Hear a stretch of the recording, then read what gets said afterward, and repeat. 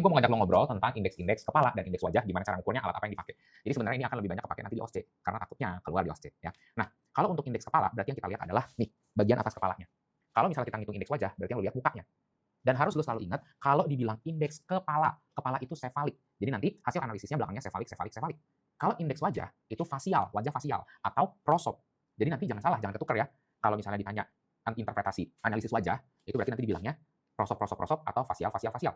Kalau indeks kepala yang ditanya, hasil analisis atau hasil interpretasinya, belakangnya sefalik, sefalik, sefalik.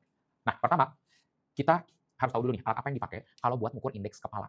Kalau indeks kepala, alat yang dipakai kayak gini. Ini namanya spreading caliper ya, caliper yang dibuka kayak kipas atau spreading caliper. Nah, untuk spreading caliper ini, yang pertama harus lo lakukan adalah lo tandain dulu titik-titik pengukurannya ya. Kalau untuk indeks kepala, yang lo harus ukur adalah pertama, maximum skull width ya. Maximum skull width. Maximum skull width itu adalah lebar paling besar atau lebar maksimal dari temporal kanan ke temporal kiri. Ya, lu cari titik yang paling cembung dari temporal kanan ke temporal kiri, biasanya itu ada di supramastoid ya. Mastoid itu di sini, lu tarik garis lurus ke atas. Nah, lu ukur di sini ya. Temporal supramastoideus. Lu ukur tuh, kayak gini gambarnya. Lu ukur di situ, itu namanya maximum skull width atau lebar kepala maksimal. Terus ada lagi namanya maximum skull length atau panjang kepala maksimal. Nah, lu ukurnya dari glabella ya. Lu taruh ujungnya di glabella. Satu lagi, lu taruh di occipital ya. Itu disebutnya maximum skull length. Nanti kalau lu udah tahu maksimum skull width-nya berapa, maksimum skull length-nya berapa, baru tinggal lu masukin ke rumus.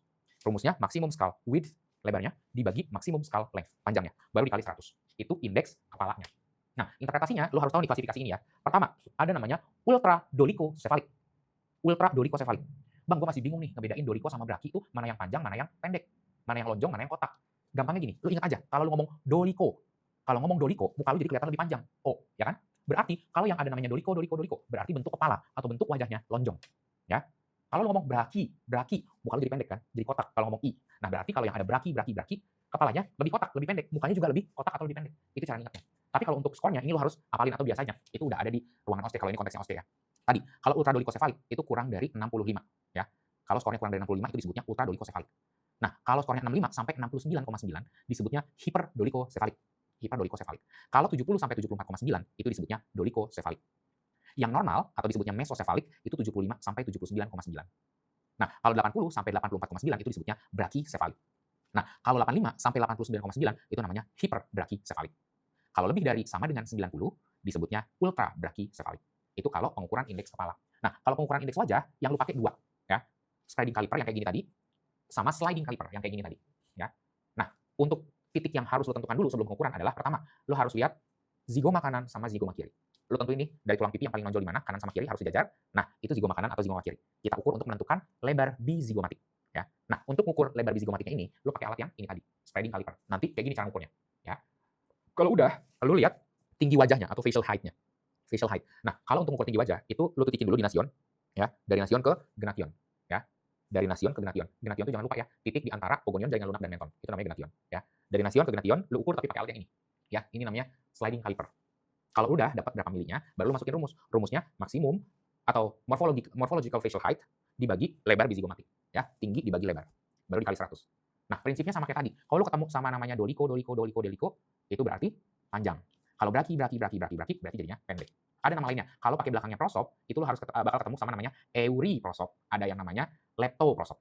Sama juga. Kalau ngomong euri, i berarti kan jadi pendek. Nah, berarti kalau disebut euri prosop, mukanya pendek gitu. Kalau disebut lepto, kalau ngomong huruf O berarti jadinya panjang. Paham ya? Paham ya?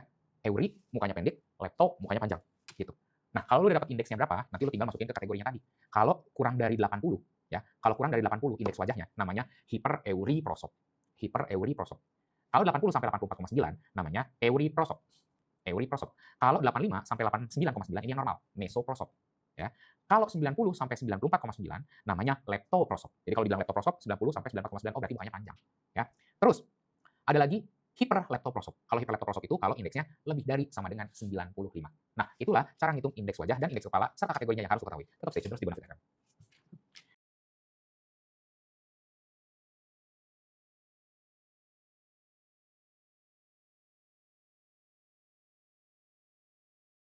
Halo guys, di kesempatan ini gue mau ngajak lo ngobrol tentang titik-titik landmark dari cephalometri lateral sebelum kita ke arah analisis cephalometri lateralnya. Jadi, lo harus tahu nih, di mana lo harus nitikin, namanya apa, dan deskripsinya apa, karena kalau di OSCE kadang-kadang suka ditanya yang beginian. Sekarang lihat gambar ini. Nah, gambar ini udah ada titik-titiknya. Gampang kalau lo bikin sudut. Tapi nanti kalau lo ujian, ini tuh kosong, nggak ada titik-titiknya. Lu harus nitikin sendiri. Jadi lu harus tahu ya, titik-titik apa aja yang penting lu harus tahu. Ini nggak perlu semuanya harus lu tahu ya. Yang utama-utama aja. Pertama, lihat di gambar ini ada namanya titik S. Cari titik S. Nah, di situ. Nah, titik S itu namanya titik sela. Kalau disuruh deskripsiin, titik sela itu adalah titik yang berada di tengah-tengah sela tursika. Jadi nanti lu identifikasi dulu sela tursika itu di mana, baru lu titikin di bagian tengah-tengahnya. Itu disebutnya titik S atau titik sela. Berikutnya yang kedua, nih. Ini namanya titik N atau titik nasion, atau beberapa kampus ngomongin nation ya, sama aja, nasion, nation sama aja. Nah, titik nasion ini titik yang ada di sutura frontonasalis ya, titik yang berada di sutura frontonasalis. Jadi nanti kalau lihat cara nitikinnya, cara nitikin landmarknya, lu identifikasi dulu nih tulang frontal ya yang ada di jidat sama tulang nasal. Nanti itu ada tuh pertemuan antara tulang frontal sama tulang nasal. Jadi biasanya kalau secara radiografik itu dia ada radiolusensi dikit, nah berarti di situ ya, di sutura frontonasalis. Itu titik nation atau titik nasion. Berikutnya ada nih namanya titik orbita. Kalau titik orbita ini letaknya ada di ujung dari foramen infraorbita. Foramen infraorbita itu berarti kalau lu harus lihat dulu orbitanya ya, tulang orbita, bentukannya cekungan begini. Nanti di pas bagian bawah cekungan itu ada radiolus yang bentuknya bulat. Nah, di depannya itu lu titikin. Itu disebutnya titik orbita. Agak ke belakang sedikit. Nah, dekat kondyle itu ada namanya titik porion. Ya, titik porion itu sebenarnya ada di superior anterior ya, ada di supero anterior dari meatus acousticus externus. Jadi kalau di cephalometry nanti itu lu identifikasi nih lubang telinga mana. Patokannya lu lihat aja kondyle. Nanti di belakangnya kondyle itu ada radiolusensi bulat gede, itu meatus acousticus externus. Nanti di bagian supero anteriornya, di atas dan di depan, itu lu titikin. Itu disebutnya titik porion ya. Terus ke depan lagi, di sini ada titik namanya titik A ya. Titik A. Titik A itu titik yang ada di bagian paling dalam atau paling cekung dari processus alveolaris superior ya. Lihat ya, nih adanya di maksila, titik yang paling cekung atau titik paling dalam dari processus alveolaris superior ya. Dia biasanya setinggi apikal insisif atas. Ada temannya di mandibula namanya titik B. Titik B juga sama, titik yang paling dalam atau titik yang paling cekung dari processus alveolaris inferior. Ini sebenarnya kalau di gambar ini titik B-nya lebih ke atas, harusnya lebih ke bawah lagi, pas di cekungannya dan setinggi apikal insisif bawah ya. Ini titik B-nya nggak tepat di sini ya, ini harusnya agak ke bawah sedikit, pas banget di cekungan. Nah, di bawahnya titik B ada namanya titik pogonion. Jangan tertukar sama pogonion tadi ya. Kalau yang ada di analisis profil wajah itu pogonion jaringan lunak. Kalau ini pogonion yang jaringan keras. Nah, titik pogonion ini lu cari dulu kontur dagu, titik yang paling cembung ya, posisi paling cembung dari tulang dagu. Itu namanya titik pogonion ya. Terus masih di kontur dagu juga, lu cari titik yang paling bawah, titik paling inferior dari kontur dagu ya, dari tulang sifisis mandibularis. Nah, yang paling bawah itu disebutnya menton ya. Paling cembung disebutnya pogonion, paling inferior disebutnya menton. Nanti kalau lu dapat pogonion, udah dapat menton, di tengah-tengah di antara pogonion dan menton itu disebutnya gnation. GN nih ya. Jadi sebelum nentuin gnation, lu harus tentuin dulu pogonion, terus lu harus tentuin dulu menton. Sebenarnya di beberapa kampus tuh ada beberapa cara untuk nentuin titik gnation ini. Lu bikin dulu garis yang lewatin pogonion, terus lu bikin juga garis yang lewatin menton di inferior border of mandible. Nanti kan kebentuk sudut nih.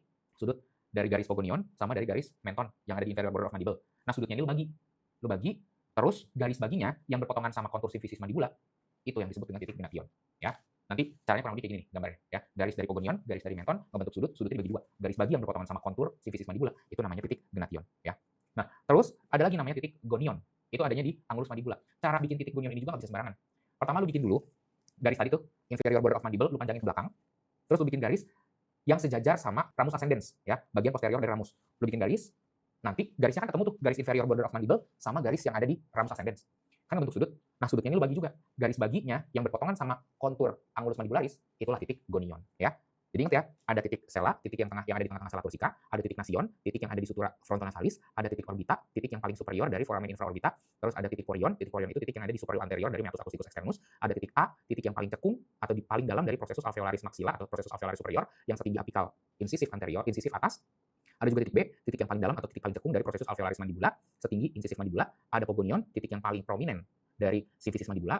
Ada titik menton, titik yang paling inferior dari simfisis mandibula, dan ada juga titik gonion, yaitu titik yang merupakan proyeksi dari garis bagi yang dibentuk antara dari garis bagi sudut yang dibentuk antara pogonion dan menton, ya, yang berpotongan dengan simfisis mandibularis. Nah, kalau gonion, titik yang ada di angulus mandibularis yang merupakan perpotongan antara proyeksi garis bagi dari sudut yang dibentuk antara inferior border of mandible dan ramus ascendens yang berpotongan dengan kontur angulus mandibularis. Itulah titik-titik tracing atau titik-titik landmark yang harus lo tahu dalam analisis cephalometry lateral. Tetap stay tune terus di Bonafit FM.